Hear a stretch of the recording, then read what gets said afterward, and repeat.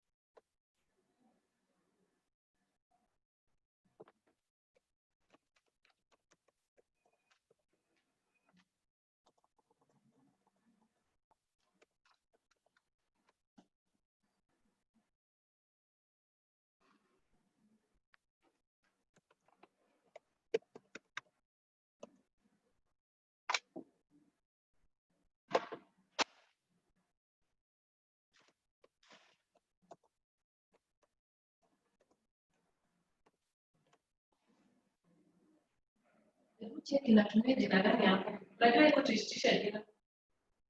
Already. Let's take it out.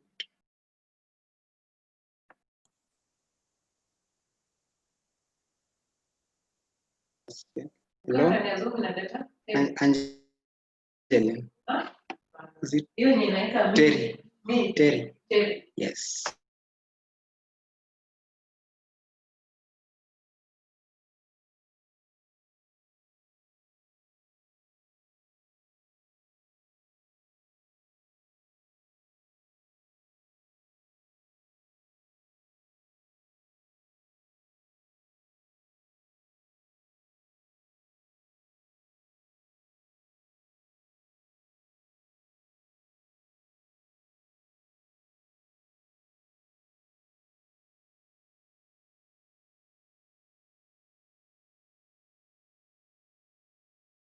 Who have attended this session again, the second one in a row. In a week now, we are doing a second training on HR analytics. And now, before I start, kindly confirm that you can hear my voice well, and you can also see my face through the chat. We will today use chat majorly for our discussion because we needed to interact more.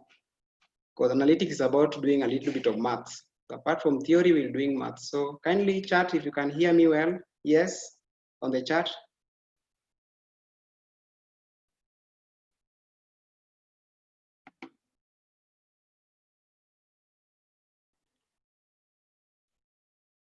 Okay, that's encouraging. Thank you very much.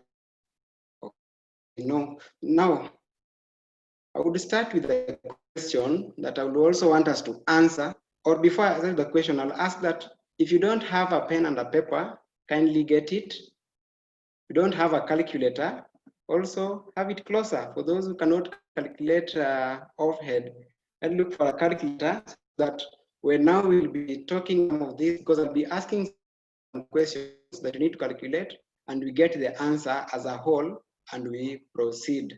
So if you don't have such, kindly bring them closer. Analytics, we say that you must appreciate a little bit of maths, and maths is done when you write. That's when you understand it better. So we are diving deep in learning and development, and this topic has a lot of traction, and it has been there since HR came into being a resource. So we want to see what happens with learning and development, and then how do we bring in analytics. We said also that for you to become an analyst, you must have your area of professionality or professionalism. So now I also believe that as we are here, I learn very well what development is. And if not, we'll start from there, understand what learning and development is, where do we get data, how do we analyze now, so that we can get learning to place, right? So the first we start with the introduction, which is just a little bit of a definition of what learning and development is all about. So I say it's just empowering of employees with specific skills. You can either skills, knowledge, and ability to drive business performance as necessitated by the employee and the business. So that now we are enhancing employee skills and knowledge. But then not just from the moon, but then it has to be driven by two people here, the employee needs and by. So skills are different from knowledge and from the abilities. Are you able to do this work? Do you know?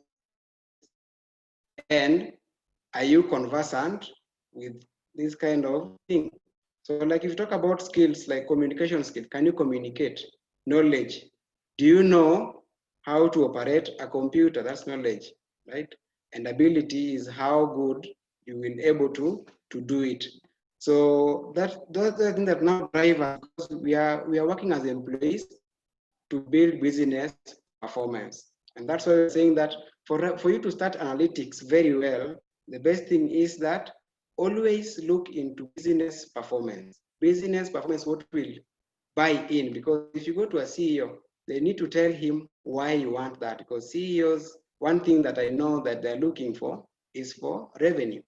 And revenue, if not revenue, you're looking for profit. If not profit, you're looking for engaged staff. If not so, we're looking to minimize our cost. So as you go, as to enhance skills and knowledge and abilities, make sure that it is in line with business performance. So I want to ask a question that I don't know how many learning and development methods you know. So the first one is training. So can I see us listing other learning and development methods in the chat before we proceed?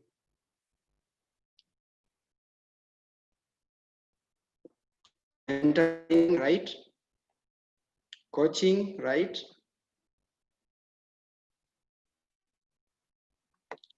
Other L&D,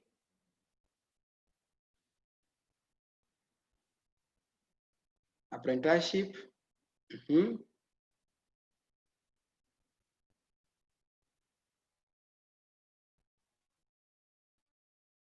Okay, I can only see that you only have one person, but also to add, we also have, I've mentioned training, we have coaching, we have counseling, we have teaching as one of it. Yeah.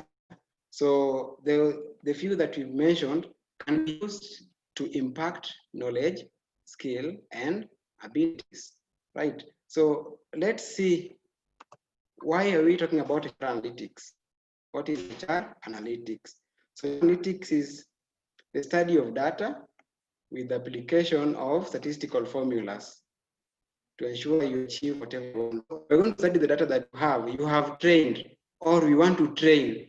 So that one is still data, talking about data. So we want to take this data, and because it's a big data, that's why we will bring in the issue of statistical formulas, because it's big data.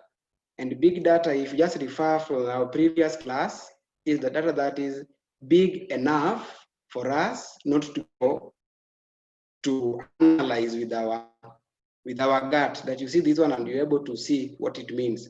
Now, until you do some kind of mathematics behind it, and then that's when now you can get something out of it. So talking about big data. And fast forward is that since Corona started, or since the evolution of now, we are now in industrial revolution, the fourth one, I think that now we are having online learning and development management system. Yeah, the one that the training is uploaded there, then you go at your own pace. Yeah, and then you do the tests, and now you just come out and try and practice whatever you learned. So now the issue would be that we're having this system, these softwares helping HRs in terms of training and in terms of training or mentorship or counseling. They're helping us. But then we are having data there. If someone goes and train online, you are able to see how much they have trained, right? Another thing that also is driving us now to have big data is about the corona that has come in, the new normal. Everybody's doing it online. Like now we are giving Zoom data, like here we are training, and Zoom in their database, they have now this training with them. So we'll have a lot of data within Zoom and everywhere that were not there before. So how do you use that data now? So we are creating big data in a way that you never imagined before. Everything has gone online. If you check in your WhatsApp group, I don't know how many webinars are going on today. Yeah, because I remember when this thing started, you are seeing that we are having this and this during COVID, this and this during COVID. Now we are on post-COVID, organization development post-COVID, employee management stock of post-COVID, working from home post-COVID. So all these things, until you take your time and study the timings, that's when you understand that these things, they make sense at that point. So that's why we have a lot of data, and it's you to take some time and understand that. So I think that is now enough introduction for us to allow us to dive in. So what drives learning and development in a company? So from our definition, we say that company objectives, which must be aligned by corporate goals. And you know, corporate goals always evolve. Like today, if something happens that we're not expecting, if you are having a crisis today, we had already planned our revenues, then you have a crisis happening today. We now focus from selling, but then salvaging the crisis. So you can see that organization, they always evolve and change depending on the situation that happens, because business itself is in a dynamic environment. Like now, everything was okay until COVID came in. So revenues have been ruptured. So we are having new trainings on how to use Zoom, how to work from home, how to keep information safe when working from home. All these are evolving and changing what we had planned before. So ensure that whatever we're going to learn is in line with our company objectives. And then you must be sure that whatever you are doing also has got a return on investment. Nobody wants to do anything for free, right? Or for no gain. There is always a gain. Even a CSR that we do in our companies, there is always a gain over CSR. Because you do CSR, corporate social responsibilities, because you want people to know that you care about them. And because you care about them, then they will be coming to you. So there's nothing that is not done without a return. So everything that you do must have a return. Then another driver is employee needs. We know that different employees have got different needs, and that's why you see HR is divided into so many. We have so many subgroups in human resource. We have learning and development. We have got people who deal with employee relations. Yeah. So you can see that all these, we are different and we need to balance everything. But now for us to balance, I might not have skills in training. So I come for this training to gain the skills on how to train. Yeah. Maybe in the same department, someone doesn't know about reward, then you will be trained to get reward. So that's how we are coming in with employee needs that are needed so that this employee is able to do the work that he's supposed to do, and also to have people at par. Because don't want someone, HR assistant 1 knows everything, HR assistant 2 doesn't know everything. So that's where now we come in and say that employee needs also drive our learning and development within a company. So I want to pose a question. How best do you learn as a person? How best do you learn? And I only have 4 options or 5 options. I only want you to choose one. One is visual, that is now video. If there's video, do you learn well when you listen to an audio? Do you learn well when you read, when you write? And also the last one is kinesthetic, when now you do it practically. So how best do you learn? Kinesthetic or practical, reading, when you are writing, audio, or video. So kindly let us participate and see if you are there.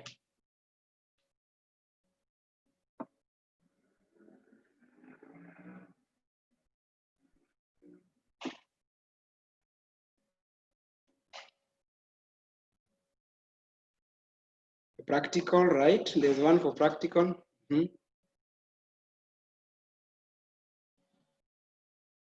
Okay, others, kindly let's have a good number, because again, in analytics, we deal with numbers. If you don't have numbers, there's no need. Just choose one. Just choose one.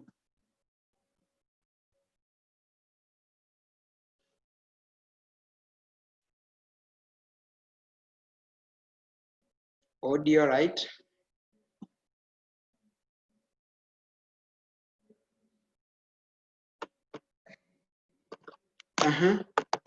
Okay, I think that's a good number of response. We can now proceed. Now we've seen that a good number learn through audio. Some learn through practical. Practical is just, I think there are 3. And then writing, also there's someone who learn by writing. I don't see whether we have readers here. So we don't like reading. Is it so? Okay. So where do we get our data that will advise our learning and development? How do we know that there's a skill gap that need to fill in? So what we always do as studying analysis, TNA, that all of us do, all of us see. So One is organizational goals. We check on the organizational goals and see what we need to upskill. The goal is that we need to open a new branch in Mombasa. So this one means that we need to get people in Mombasa and train them on the company culture that we are, because we're opening a new branch, we are carrying our culture, the organizational culture, and transferring this to the people. So we need to investigate organizational goals, what we want to achieve, and then get the training points that, or the learning point that needs to be derived from it. We also look into performance management, right? How did you score in this area? Is it that you don't know? You need to learn more and develop this skill, right?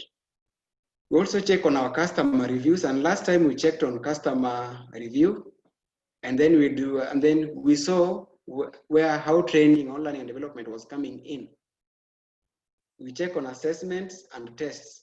Like after this, now if I give a test, like, can you define learning and development? If someone is able to define learning and development, then I'll say that this one is scoring 100%. So from the way you score your tests, you'll tell me whether learning took place or didn't take place, or do we need to develop something out of it? Another one is that you also get that through employee engagement surveys. You know that engagement is lots of things. Engagement spans wide, from training to communication, succession planning. All those affect employee engagement. So is there a learning point that you can pick from that, from our survey that we just completed? Work examination. Do we need a new computer?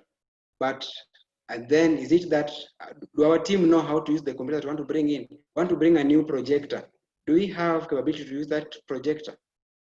So if we have the capability or we don't have the capability, then we need to learn how to use the new equipment. Also, work examination can also come in that we are having recruitment procedure. Do you know how to follow it up? Right? Do you know the procedure about redundancy, that you can follow it up to the end? If you don't know, then your work requires you to know. So that one becomes our learning point.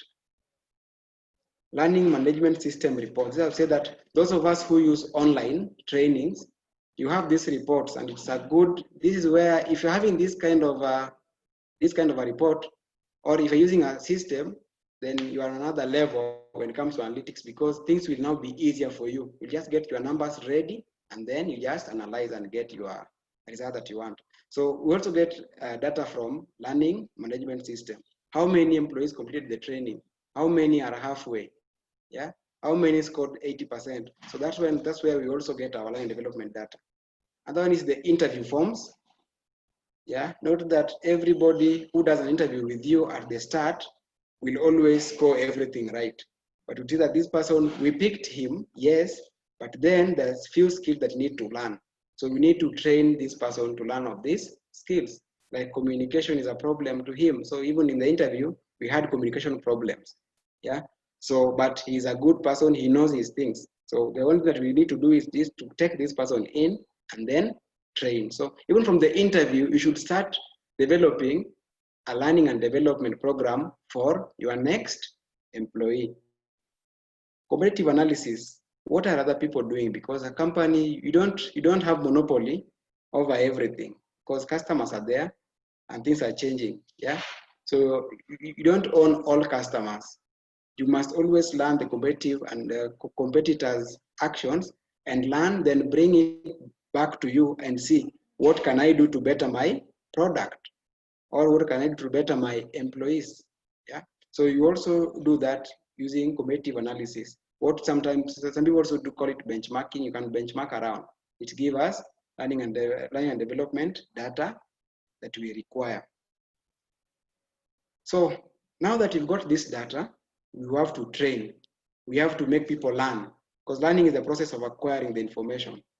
How do you acquire the information? Then development is now, are you able to do it? Because you can train someone to be a pilot and use all simulations and use all assessment tests, they pass, But until this person flies a plane from here, Nairobi, to Mombasa, in different kind of weather, that's when now they say that this person is a pilot, right? So now, what do we need to evaluate that learning? So that's where we come into L&D process learning evaluation. So evaluation of L&D takes into account two major areas. Learner experience. Now, someone who is learning, what is your experience with the learning? And then number two, we also evaluate learning program effectiveness. Yes, you might have enjoyed the training, but was the training the right one for us? Or you don't enjoy the training, but it is effective for us. So you can see the two. And now you always, as an L&D person, you need to merge the two, learning experience and program effectiveness to gain so that you can achieve your goal. So we look into them slowly, one by one, and each of them also has other factors inside. And I believe that you understand the Kirkpatrick's model of training evaluation, right? Can we chat about Kirkpatrick's, the levels? No. I know there are some who can chat us here on the Kirkpatrick's levels of training evaluation or learning evaluation. Someone who can chat us here very fast, or you can just mention whatever you heard about L&D in terms of Kirkpatrick's.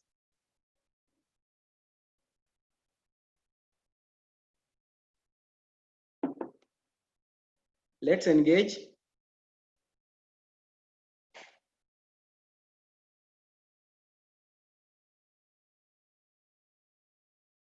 Okay. Seems none of us is aware of this, or am I cutting someone out? So when you check into that kind of training, L&D evaluation by Kirkpatrick's, so what happens is that now, as you are training, there's a way to understand if training has taken place. So one is the learner's satisfaction, what we call the reaction. How are your learners? Yeah, did they enjoy the training? Were they restless? Yeah, were they answering your question? Yeah, so that's when you want to see the reaction of the trainees when you're learning. Then number two, we want to evaluate, did learning take place? Did learning take place at the second level? So if you start down, the first one will be, the first step for us will be the reaction. Then number two, we evaluate the learning itself. Did the learning take place? And then we go to the third stage, which you want to see, was there a behavior change? If you used not to greet people in the morning, is he now greeting people or still not greeting people? And if he's greeting people, what is the attitude towards greeting people? Is it the person that will want to say hi to you, not looking at you? Hi, hi, but you're the other side and he's saying hi and looking at the other side. So is there behavior change, right? And then can we see the results?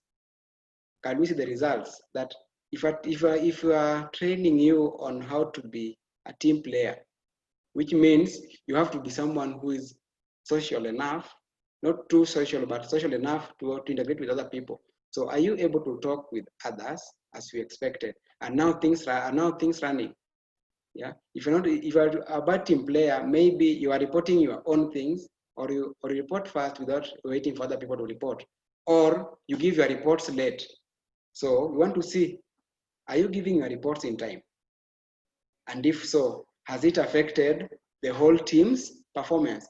Or things are still that the same? Because someone will complain that Nelson is the one giving us wrong report, Nelson is giving us late reports.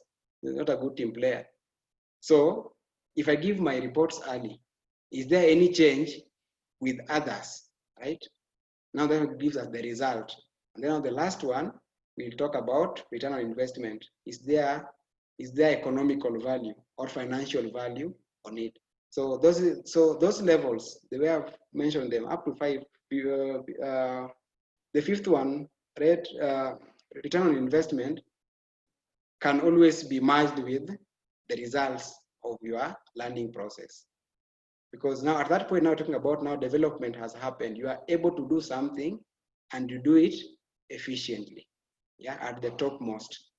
So now we can move on. I hope now we've understood those. And as we move on, we will see what level are we discussing with our metric. This is now where our metric starts. This is now where you want to start your metrics and understand how do you calculate the metrics and how will you analyze. So learner learning experience. So your satisfaction, your results. So this one here is where we want to understand the behavior of people. How did they accept? Did they accept the training? Yeah, measure the feeling, engagement, attitude, and trainees' reaction towards the training process.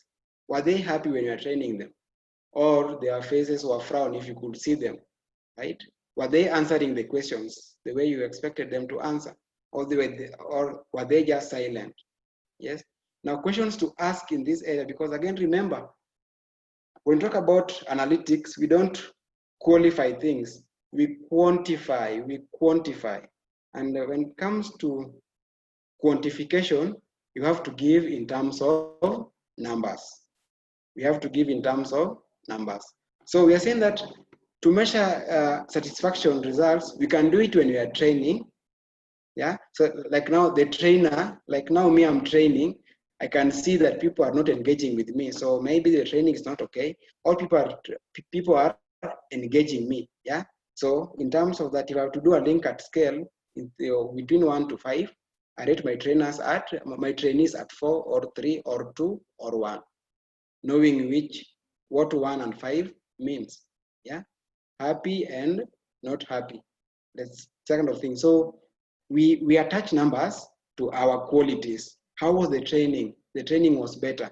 Analytics, we don't accept better, we cancel it out and look for numbers that represent better. What is better to you in terms of numbers? Is better out of 10, what is better to you? Is it 5 or is it 6? So that's what we want to do. So now, when we are doing this bit, the questions to ask here span around one, the question that you will have here, if you are to do a survey of your employee satisfaction, you need to have questions about the content. Was the content relevant? Yes, was the content worth your time? You also need to get questions that will also answer in terms of delivery method. Were you able to learn? That's why I've asked you, how do you learn best? Through visual, through audio, through writing and reading. So did I engage everybody with my training? Did people who learn best by training, by writing, did some writing, right? So also check on delivery method. We've talked about content, and also talk about you as the trainer, ask the trainees to rate you. And then now in this kind of rating, now you do it in terms of a scale of 1 to 10, 10 being perfect and 1 being poor, or 1 to 5, so that you can get values to do what? You can get values that you will use for your survey. Yes, so this part, if you're given feedback on this area, it can give you areas of improvement or identify relevant topics for you to study. So metrics. Metric number 1, where mathematics come in. So kindly have your pen and a paper. If you have it, a calculator, because now if you talk about metrics, now we want to quantify and measure. So we're saying that trainee satisfaction score, average score of all trainees. So if now I give you a satisfaction score that you need to fill in for me, and then you score the whole training. Like now, if we're now to issue a training, a satisfaction survey to you after this training, then each and every person will rate the training L&D with analytics differently. So if someone gives me 80%, another one will give 70, another one 60, another one 50. So if I want to gauge how the satisfaction was, I will add all of them, average score of each trainee. So I add all of them, then divide by the number of trainees. Like now here we are 18 trainees who are training. So we'll say that total score of each person divided by 18, then we get our average trainee, or we just get trainee satisfaction score for all of us. So that's how we get it. It's very simple. We not complicate things in this section, not complicate things. Sponsor or trainer satisfaction score. Like now, I say that we can always do the evaluation as we proceed or at the end of it. So sponsor the other trainer. Like me, now I'm training. I want to gauge my trainees.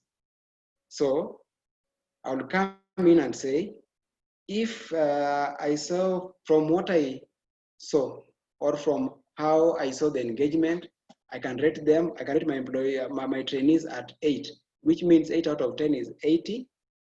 Or they were not very keen, so let me rate them at 6. So which 6 can relate to 6% because 6 over 10 times 100 gives us 60%. So it's just from the trainer point of view, evaluating his or her own training plus the trainees. The same thing with the trainee. A trainee satisfaction is where the trainee evaluates the trainer and also at the same time evaluates the training itself. So this is just giving us the experience that you had when you are training or when you are trained. Satisfied trainees. We want to see, these are the numbers of trainees that rate you above the target, divided by the total number of employees taking the survey. So if now we are 20, and let's say only 10 rate me at 70%, that means, let's say that is our pass mark. 10 rate me at 70%. So we want to see 10 out of 20. What percentage is that? So you'll see that only 10, that is 50%, right? So satisfied employees, we just say that we're just looking at all of us who are in the training, all of us who rated the training, how many of us were satisfied with the training, then you convert it as a percentage. Then the last one is training cost per employees or per employee. So this one here, if you use employees here, we mean the whole organization. Employees here, we mean the whole of organization. If you could have said training cost per trainee, then it would only be those who are trained by themselves. But we're talking about per employee. So we say total training cost of training divided by number of employees. So how much did we spend this year to develop our team? So what you do is just take the training cost, all trainings that you attended, one with Visca, one with company X, company B, company C, then divide by number of employees and see how much it costs to train each and every employee. So that will just give us the experience of the training itself, nothing much. We just want to see how much we spend as a company, how much are we spending in our training. So all these are metrics that you can use to gauge our learner experience. Number 2, learner experience, that one was under the satisfaction. How happy were they? Then learning process. Now, during the training, people will always tend to learn. So we want to see what have you learned, what haven't you learned. So you can always do this before you start or after. Like I just asked you people to tell me if we know the different learning methods. Only got 3 answers from you. I also asked, how do you learn best? I also got answers from only a few. So after this training, I also asked about Kirkpatrick's model. After this training, I will expect that we have learned something. If I give a test on the 3 things, learning method, learning development method, the mode of learning, and Kirkpatrick's, are you able now to give me good answers to show that you've learned? Or are we still going back, people saying that I don't know, right? So now we want to measure whether the objectives have been achieved. Did you learn or you didn't learn? So we are gauging the learning outcome. So the first one is pass rate, which is average assessment score. If I give 5 questions and each question has got 1 mark, it means that if you score 5 over 5, you are good to go. If you score 4 over 5, you're still good to go, depending with how I will explain what 1 is and 5 is. So we just want to see our pass rate. Where are we? So if you are 20 and everybody is scoring, some score 5, some 4, some 3, some 2, we add all of this divided by the number of trainees or the employees that were attended the training. So here we mean the employees here are those who attend the training. Then that's what we do. So for those who are using learning management system, the online, it always gives you very easily. It will calculate this one for you and give you the say that for this course, those who did this course, everybody averagely they score 70%. So for those who have learning management system, it's easy for you to come up with this kind of metric because the system already has it, right? So another one is learning success rate. Number of employees scoring the target divided by the total number of trainees times 100. We want to see how many people were able to achieve the target. I'll give an example. I don't know whether you learned in the same schools I used to learn in. Maybe you learn in different schools, but even not so. There was some point that after doing exams in 3rd term, the teacher would come and draw a red line between those who are going to promote to the next class and those remaining in this other class. The repeat system way back. Now I know that we don't have the repeat. So asking that now, if that line cross about, if you are 30, now we are 20 people who are training, but only 10 people have the pass rate of 80%. Yeah, so it means that only 50% were success. The remaining were not success. So that's what I'm talking about, that when learning success, we want to see how many people are able to achieve the target of things that have been learned. So that is as simple as that. So you don't need to scratch your head further in terms of learning success rate. Yeah, number of trainees scoring the target divided by total number of trainees times 100. So number 2, now want to check on the learning program effective measurements, effective measurement in that case. So we have got a behavior. Was there a behavior change? This is where people lose it, because we always do number 1 and number 2 in Kirkpatrick's. We see the learning process, we see the employee satisfaction, then we do the learner test, then from there we keep quiet. Yeah, we say that we've done the training and we give our reports. Our reports always end at the second one. In most companies, we always give our reports up to number B, the first one, learner experience. We don't always check on the effectiveness of the program. So this one here is also referred as monitoring process. You now go deep and look into employee, check on how they're doing their things. If it was about confidentiality thing that you are training on, or it was on record management, are there files? Are files there? Yeah. So also at this point again, if you are to do anything or to ask questions, it will be difficult. But what you'll be doing majorly, observation will be better. You observe what is going on in the employee, in the trainee's life. Yeah, you observe, if just the way I said that, if the employee was not saying hi when people meet, yeah, you are in a meeting or you are elsewhere and people are greeting each other, but when he comes in, whether late or early, he doesn't say hi to you. Then now, after being trained on that communication, or just greeting guests, let's not talk about us. Greeting a guest is a front office person or a service desk person. Need to greet guests in the morning. How are you? Yeah, is there anything that I can help you with?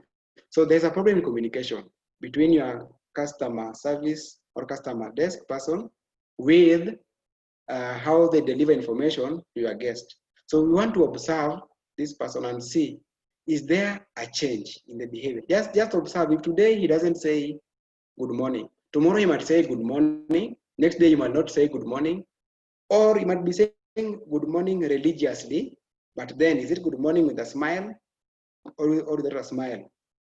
Is it a good morning when I'm looking up to you or when hiding my face? Yeah.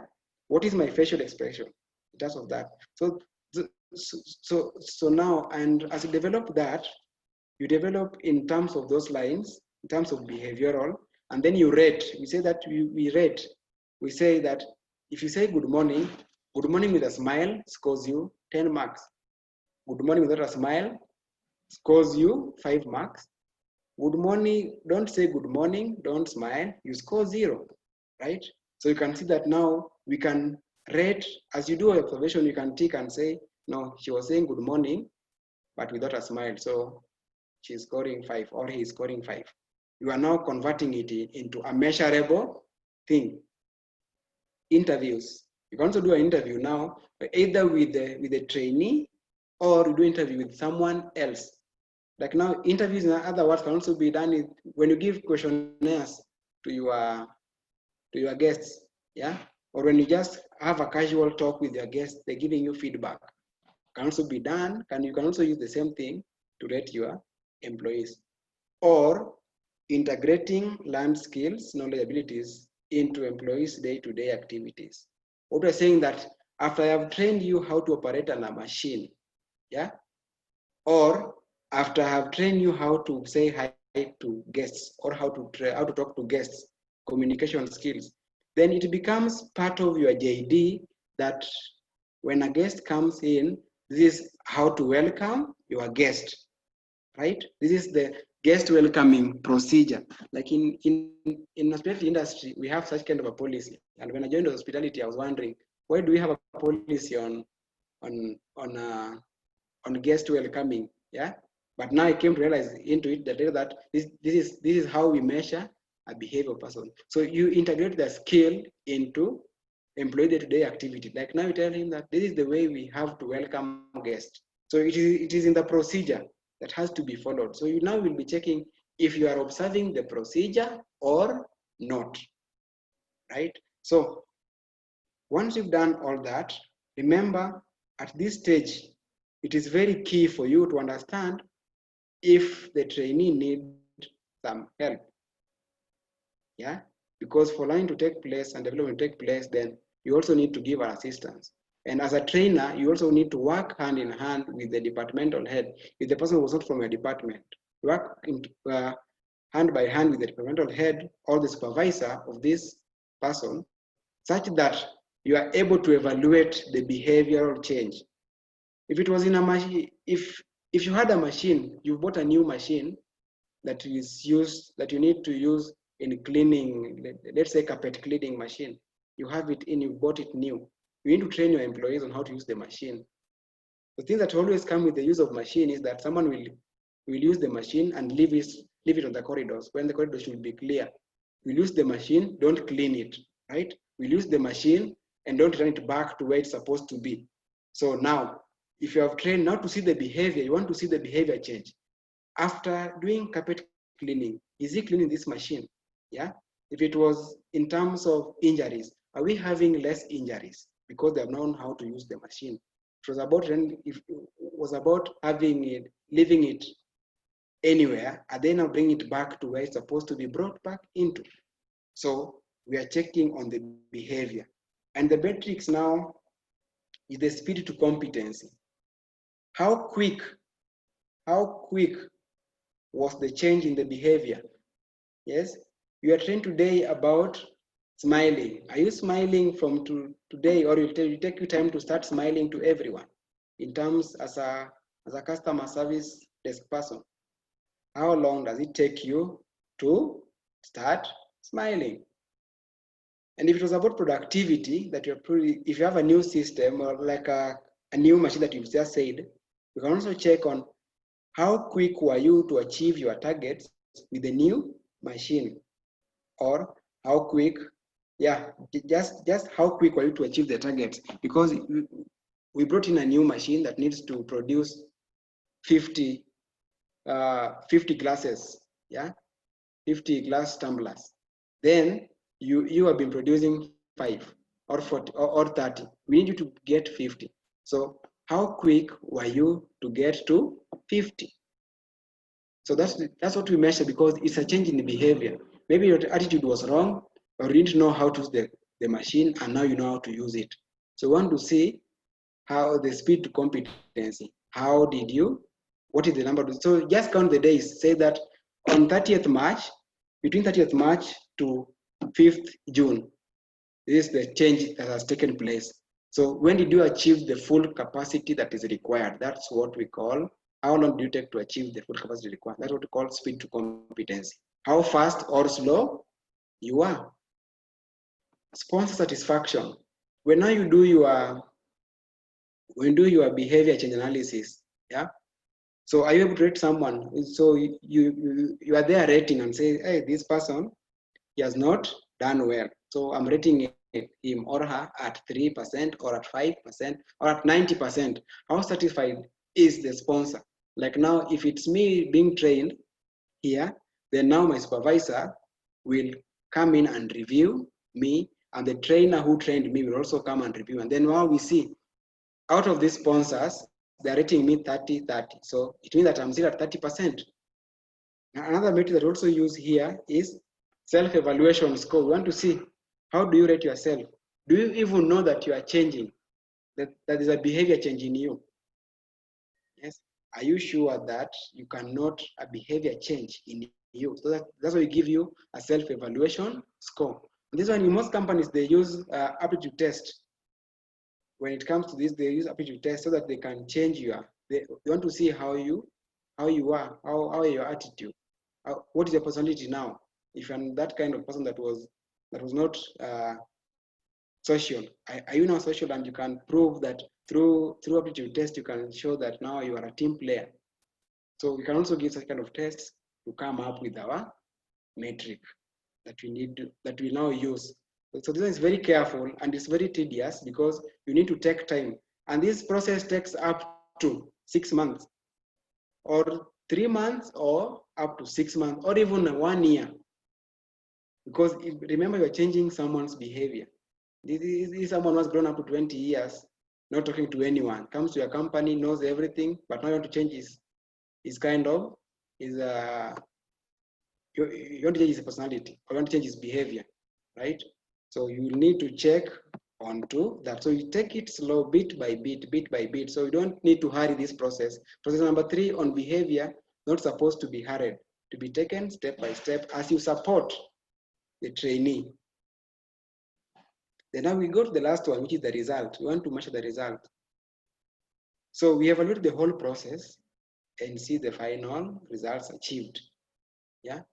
So are we able to link everything to our training? It comes here.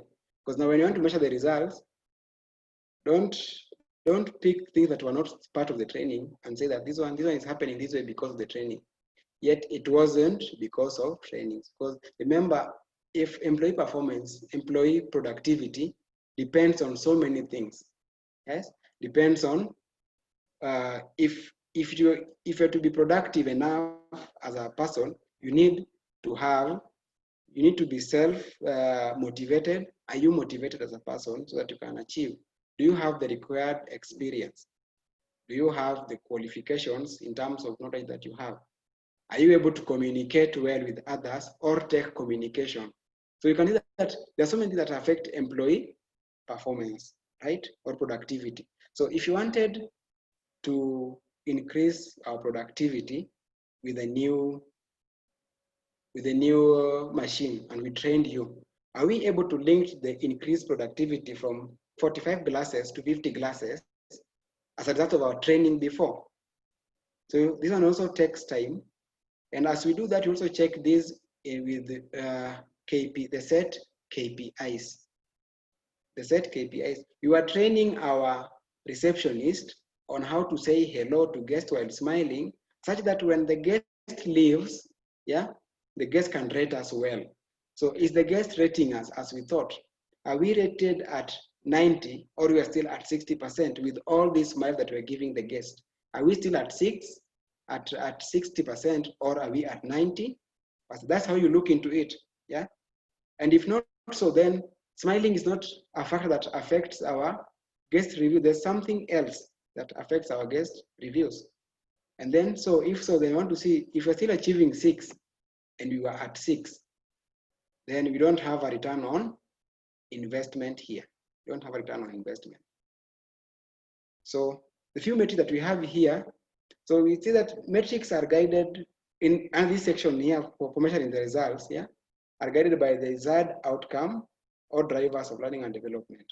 So we were training you so that we can have greater employee performance score. Are we having your performance score increased? If you scored 60% last year and you've been guided through, yeah, on various areas, when it comes to this year, assuming that we're still using the same criteria to do a performance management, are you still going to score 60 or scoring 70 after we've done some trainings for you, after we've done some networking and all those mentorship, coaching? Are you still getting performance score of 50 or 60? Overall change in customer satisfaction also come into play. Are we able to achieve our satisfaction score? Yeah. Overall change in employee engagement score. Is there overall change in employee engagement score? And this is why I say that if there's a change from 60% to 90%, then it means that our learning and development has given us something out of it. But then the difference of the 30 increment, the change of 30, is it relevant to our learning and development or to something else? That's why now when you are doing analytics, we compare all factors affecting what we are trying to achieve. If we are trying to achieve customer satisfaction, we check on all factors that affect customer satisfaction and see, and then now we train on each and every factor that we want a training in. So for an example, if you're having a pen, do we have pens? Someone to kindly say yes. I want to give us something so you can write down. Yes. And see. Thank you, Cynthia. You're very active.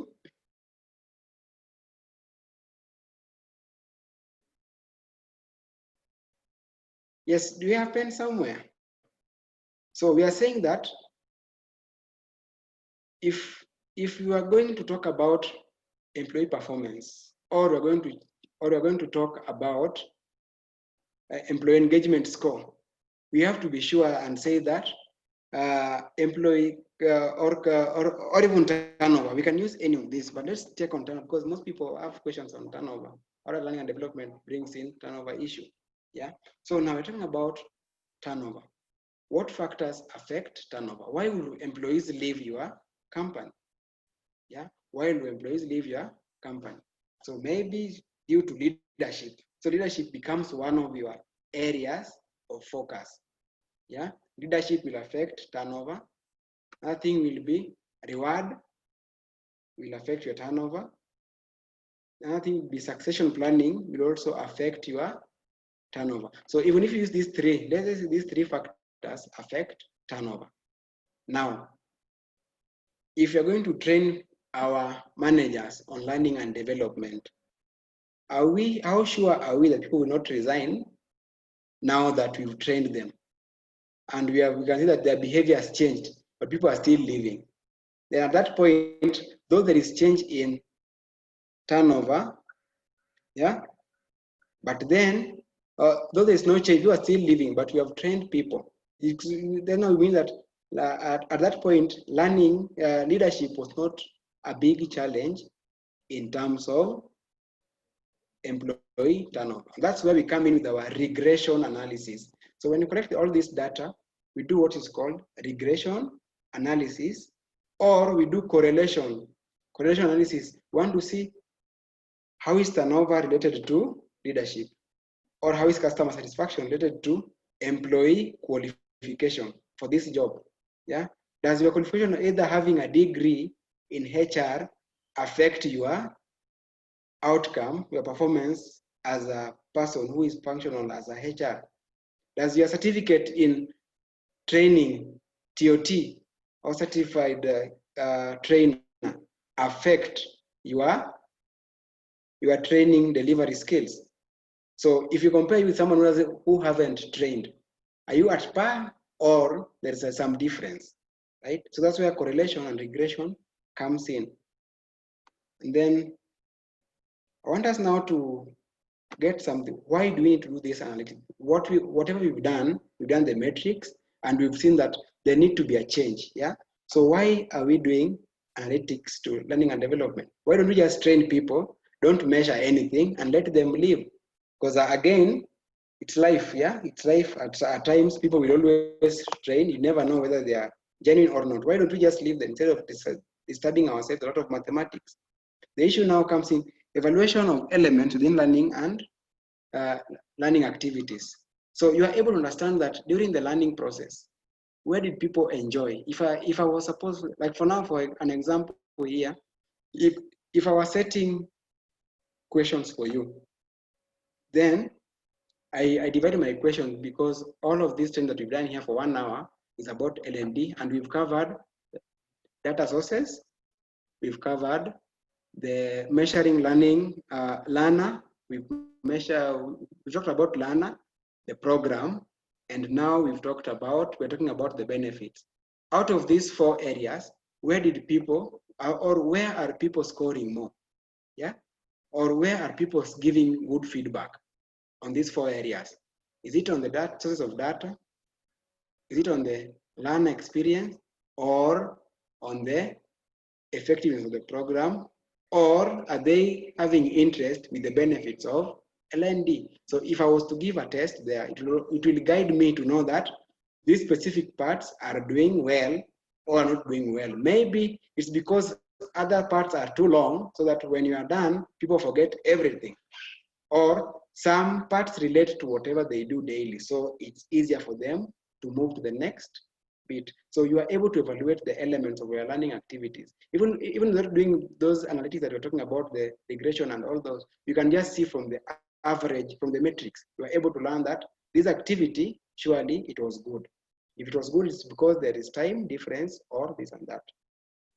Number 2, you can predict, because it's helpful to find patterns, trend, and correlations of similar relationships of different data sets within the company. That's what we have said here, that if someone is scoring well as a learner, yeah, like if you have now the 3, we've talked about the learner himself being satisfied, then the learning process, the behavior, and the results. Yeah, if you score very well in the learner satisfaction, I'm very sure that you also score very well in learning process, because the training was according to what you expected. That's why you are satisfied. Then now, if again you score high in terms of the learning process, the assessment test, I'm very happy that this person, I can now start thinking otherwise. That this person, the best thing that will happen is that the next, in terms of behavior change, you will also have a behavior change in the shortest time possible, or there will be high sponsor rating. So you can see the trend. But if you score very low in satisfaction, then I was not training whatever you're interested in. So basically, probably you might also score less in terms of the learning outcome. So you can just see that just using those data that you have there, you are able to understand the trends, the correlation that is happening. So if you don't get deep into it, but still on the overview, you can see something. Number 3, personalizing learning paths. How many of us have ever gone to Amazon to buy a book? Someone say yes. Or you just search something on Google. Let's say you searched Infinix Hot 7. What happens to you is that you'll see other products also being shown to you, right? Yeah, so if you go to Amazon to look for a book now, like if you go now to look for a book, HR Analytics, I'm sure you will never find, you will never miss to find a book also called human resource analytics. You'll find another one called human capital analytics, because they're trying to predict that this person is interested in this kind of book. So let's give him, someone who is interested in data. So let's give him this book in human resource. They also give you books in data science, data analytics. People don't even HR, but data science, because they know very well that if you want to study analytics in HR, they need to also understand data science, a little bit of it. Yeah. So they now give you other books that you didn't ask for. So that's why, that's even when it also works in hotels, that you go in, you ask for a soda, they tell you that you don't have a, so we have this and that. Don't you mind taking this other thing? Someone want to suggest for you something that you didn't ask for. Yeah? Someone's suggesting, so either upskilling, upselling, or cross-selling. So the same thing we want to do with our employees here, that we are training on data analytics. If Nelson trained on data analytics today and he loved it, then as a L&D person, I need to know that this person is very keen on analytics. So next time I need to have another training, let me have a training on analytics for him to go and do it. So you are able to suggest training materials or learning that are helpful to employees. So don't just train people on things that they don't need or they don't have interest in. So up to there, I hope that learning has taken place, because it was a learning process.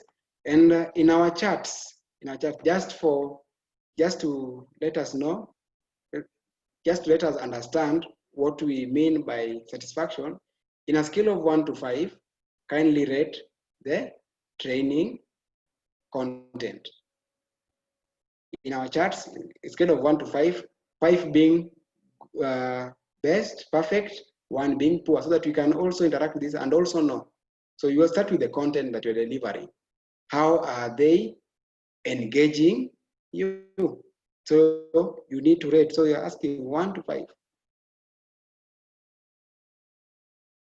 I see them coming. 4, 4.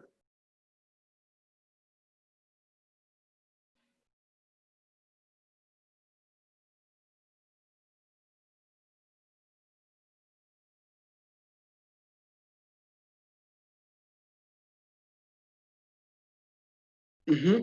3.5. Okay, we'll use that. And let's assume that this is whatever we have for our training satisfaction. Yes, I hope you remember our formula that we said that we need to get our average trainee satisfaction. What we say that is that we add all this, we add 4, 4, 4, 3.5, 4, 4, and 5, then divide by the number of trainees who have taken the survey. Like now, how many have taken survey? 1, 2, 3, 4, 5, 6, 7. So 7 of us has taken the survey, and the rating is between 3.5 to 4. So basically, it's 4. So we will say that we are scoring this training at 4. And then in most cases, analytically, as we prove that if the trainees are rating you at 5 or at 4 or at 1, even you yourself, you'll even know, as a trainer, you'll even know that anyway, this training is not even, it's boring for my people. Yeah, because you even it when you are training, you will see it that they are not even responding. They are fidgeting, they keep on moving in and out of the training room, some are sleeping. So expect that when they're rating you, they rate you at 2. So you also, as a sponsor, you don't expect you to come up with 5 when people are rating you at 1 or 2, right? So this is what we do to always check whether we are having the right content or the right training. And we are done with our presentation. I take it back to Grace. Grace, kindly. Thank you so much, Nelson. I just want to ask audiences if they have questions so that you can be able to address them.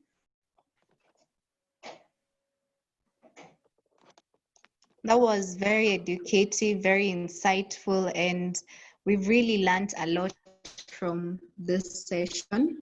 So anyone with a question, maybe we can post in the public chat if someone has a question.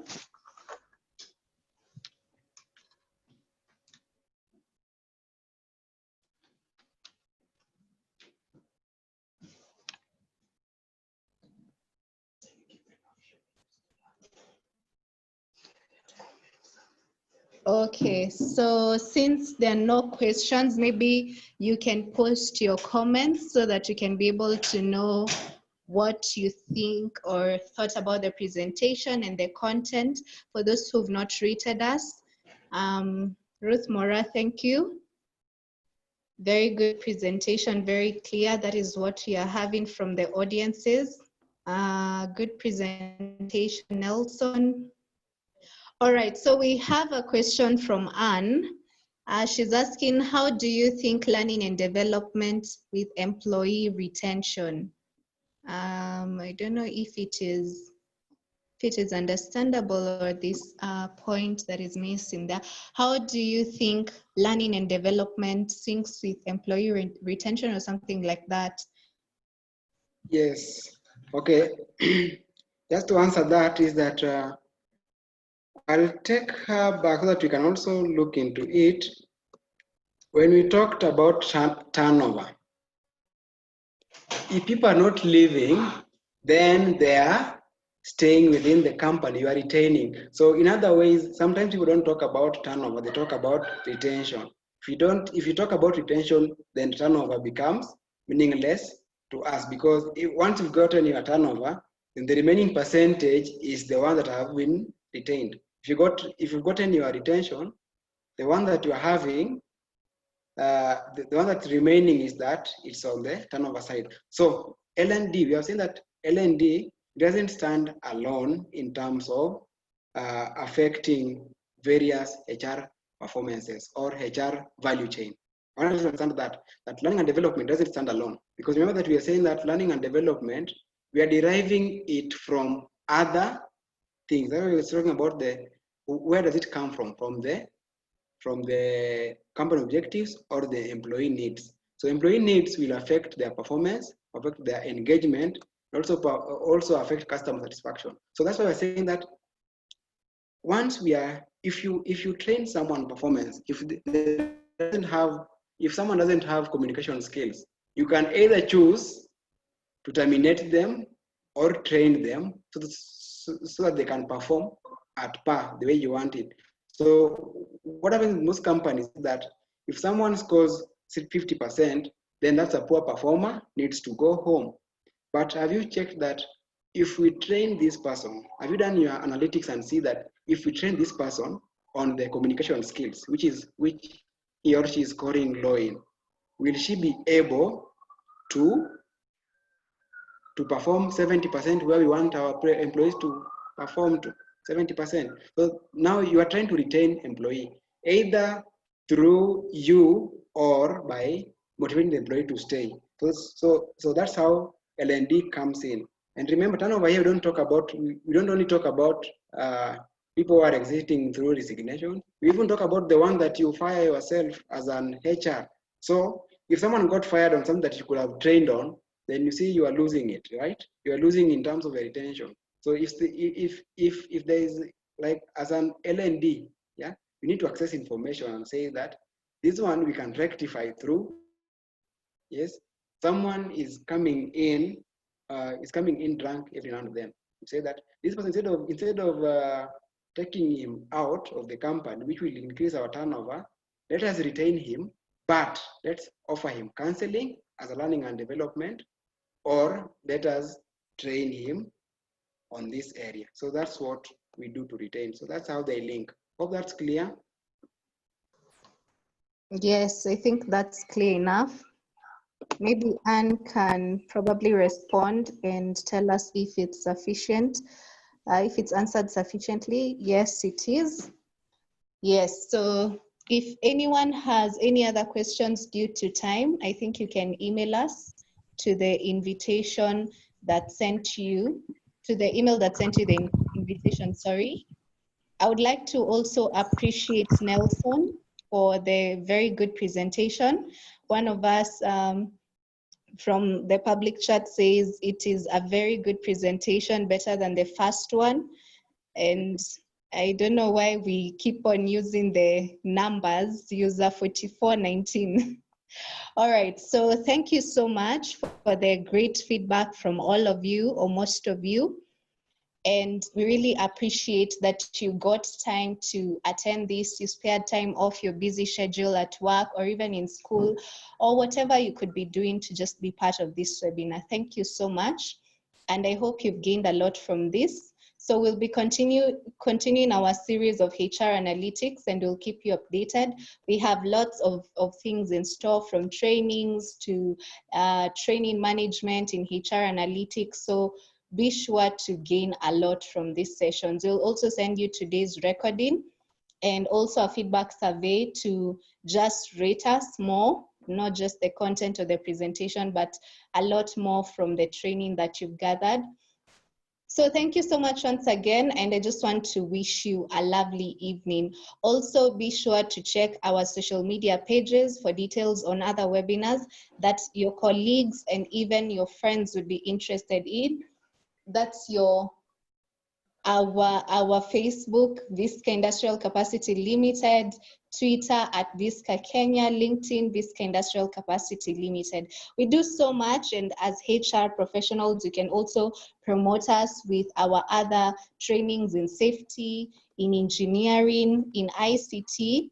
So kindly check our webinars, and also we will be sending you details on other webinars in the different fields we have. Thank you so much for being patient through it all.